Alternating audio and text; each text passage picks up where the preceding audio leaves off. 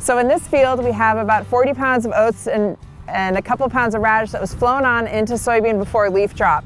And so you can see how it's really established nicely, creating a nice green mat to hold the soybean residue in place, but then also provide some living, growing cover crop later in the growing season. Knowing your next crop in rotation is really important when you're picking cover crops to fly on into soybean. In this case, corn is the next crop in rotation, and so we wanted to choose a cover crop that won't overwinter because we don't want the competition with corn in the spring, so that knocks out cereal rye. We're not going to use that when flying on into soybean. In this case, we chose oats, which is an excellent cover crop because it will winter kill, and it also won't grow as fast as barley may grow, so it has a little more mellow residue into the fall.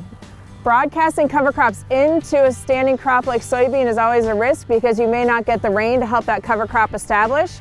So flying it on prior to leaf drop is really important because the leaves will then fall on top of the cover crop and create a little bit more of a mat and some moisture and hold in some of the moisture for the cover crop to germinate and establish.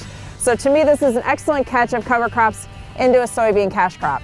This field is tiled, so using cover crops as an additional tool to help open the soil up and get the water to the tile lines is really critical.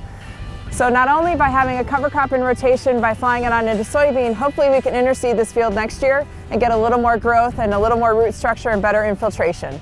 So I just want to show you what this soil looks like and why we're trying to open it up a little bit more by using cover crops.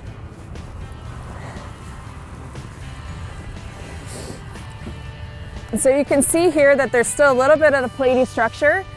And I think if we can get more cover crops in rotation and get more roots living in this soil and breaking through this little bit of compaction here, we can really improve the soil. Because the soil has a really nice texture, I think we'll see quick improvements on this field just by including cover crops in corn and soybean.